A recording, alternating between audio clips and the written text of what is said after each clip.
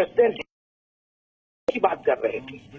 एक ऐसा देश जिन्होंने बच्चों और माओ को यतीम बनाया, विधवा बनाया, न केवल हिंदुस्तान में बल्कि अफगानिस्तान में भी, बल्कि बांग्लादेश में भी, और हमने हाल फिलहाल में देखा अमेरिका में भी, मैनहट्टन में जिस प्रकार का एक बॉम्ब विस्फोट हुआ, किस प्रकार से पाकिस्तान का हाथ आतंकवाद जहां जहां है उन सब क्षेत्रों में मौजूद है।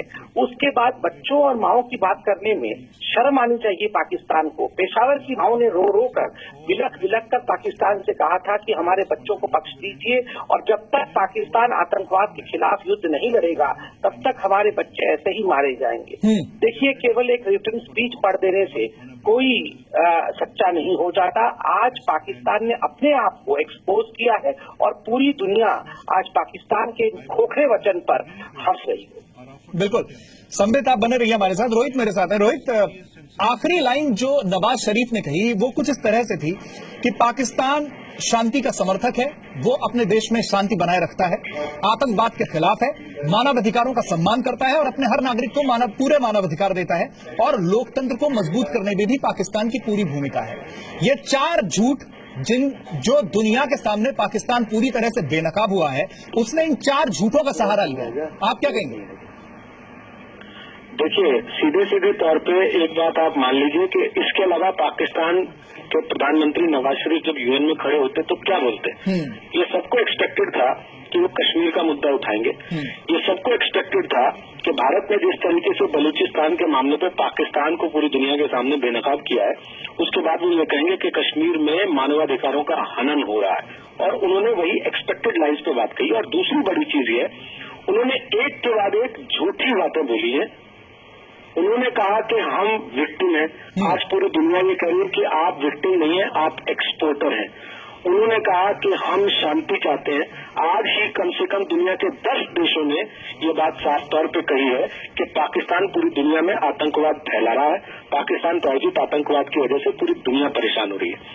उन्होंने कहा कि जो है हमारे ऊपर शर्तें लगा दी हैं।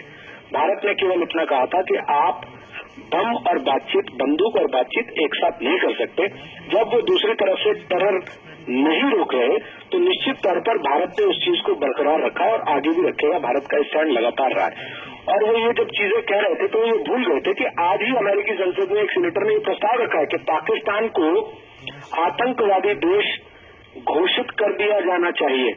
और वो आज यूएन में खड़े होकर नवाज शरीफ बलूचिस्तान पर सफाई देने की बजाय कश्मीर को आगे करके अगर ये सोचते हैं कि पाकिस्तान के पाप जो पूरी दुनिया देख चुकी है उन पर पर्दा पड़ जाएगा, तो ये उनकी बहुत बड़ी गलत है। रोहित, वहीं पर बलूचिस्तान के लोग प्रदर्शन कर रहे हैं, जहां नवाज शरीफ भाषण दे रहे हैं यूएनजीए में, उसी के बाहर बलूचिस्तान के लोग वहां लगातार प्रदर्शन भी कर रहे हैं। एक चीज और देखने लायक है कि आज जिस समय पाकिस्तान के सेना प्रमुख राहिल शरीफ नवाज शरीफ को ये डिक्टेट कर रहे थे भाषण कि आपको क्या क्या बोलना है वहां पर, ठीक उसी समय राहिल शरीफ ने दूसरी तरफ वहां बलूचिस्तान में टैंक उतार दिए थे उन लोगों को कुचलने के लिए जो कि पाकिस्तान से आजादी चाहते हैं, जिनके मानवाधिकारों का पाकिस्तान उल्लंघन कर रहा है।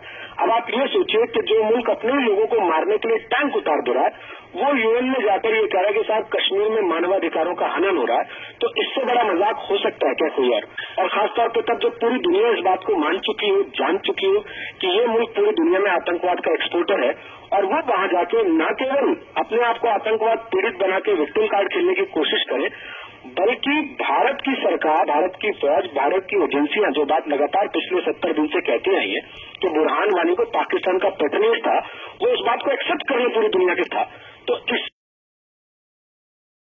उसको बेटे की तरह अपने पेश करें और ये कहें कि साहब वो तो शांति का दूत था, तो इससे बड़ा मजाक और नहीं हो सकता।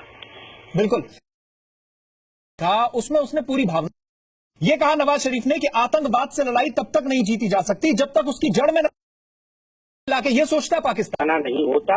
स्वाभाविक रूप से कहीं न कहीं बहाना ढूंढने की, एक्सक्यूज ढूंढने की जो कोशिश नवाज शरीफ कर रहे थे, वो क्यों कर रहे थे ये हम सबको पता है। मगर बड़ी बात है, आप देखिए आज नवाज शरीफ जिसका भाषण पढ़ रहे थे, मैं तो कहूंगा ये कोई राहिल शरीफ का डिक्टेशन नहीं है। राहिल शरीफ तो फिर भी उनके कॉन्स्टिट्यूशनल पोस्ट पे हैं, ये तो हाफिज सईद का भाषण पढ़ रहे थे। हाफिज सईद जो बातें, सईद सलाउद्दीन जो बातें चंद दिनों से कह रहे थे, थे, उन्हीं बातों को आज नवाज शरीफ ने यूएनजीए में रखा है। आप याद करिए कि किस प्रकार से हाफिज सईद, सईद सलाउद्दीन और उन जैसे आतंकवादियों ने चंद दिनों पहले बुरहान वानी को मार्टर माना था, बुरहान वानी को शहीद माना था, और ये कहा था कि बुरहान वानी ने चंद दिन पहले मुझे फोन करके कहा था कि वो मैं एक बार आप लोगों से मिलना चाहता हूं।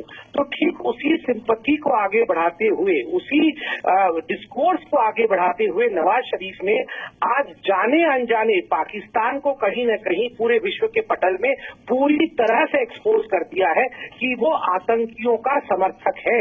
और बिल्कुल ठीक कह रहे थे रोहित, और वो भी आज के दिन की रखा है कि कहीं न कहीं पाकिस्तान को अमेरिका जो है वो आतंकी राज्य घोषित करे।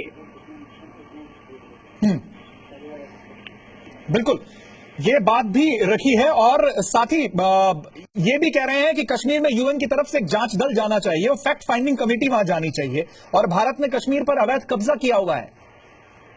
देखिए, ये तो बड़ा हास्यास्पद है। 2004 से बलूचिस्तान में ना कोई जर्नलिस्ट गया है, ना कोई जांच दल ह्यूमन कमीशन की गई है। वहां तो मीडिया को जाने की भी इजाजत नहीं है संबित, वहां तो मीडिया भी कवर नहीं कर सकता है। जाने की भी इजाजत नहीं है। ऐसे में कश्मीर जो कि हिंदुस्तान का अभिन्न अंग है, सुन ले पाकिस्तान आज हमारे चैनलों के माध्यम से कि जम्मू कश्मीर हिंदुस्तान का अभिन्न अंग है, उस पर जो आंख उठाकर देखने की हिमाकत करेगा उसे छोड़ा नहीं जाएगा। जहां तक जम्मू कश्मीर के भाइयों का सवाल है, हिंदुस्तान उन पे मर मिटेगा, उनके लिए जो भी करना है हम कर रहे हैं। मगर जिस प्रकार चाहे बलूचिस्तान हो, चाहे सिंध प्रदेश हो, पाकिस्तान वहां पर पीओके हो, गिलगिट हो, बलूचिस्तान हो, वहां पे जिस प्रकार ह्यूमन राइट्स का वायलेशन हो रहा है, ये पूरा विश्व देख रहा है। और मुझे लगता है नवाज शरीफ के भाषण को ना तो नवाज शरीफ ने ही पूरी तरह किया है, क्योंकि जिस तरह से वो भाषण को पढ़ रहे थे, पंक्चुएशन को मैंने ध्यान दिया है, नवाज शरीफ ने भी रिहर्सल नहीं किया है। एक प्रिपेयर्ड स्पीच को पढ़ रहे थे, उन्होंने भी नहीं किया है और पूरा विश्व नहीं। जी संबित, आपकी आवाज साफ नहीं आ पा रही। बहुत बहुत शुक्रिया फिलहाल आपका हमसे बातचीत करने के लिए और इस चर्चा के लिए।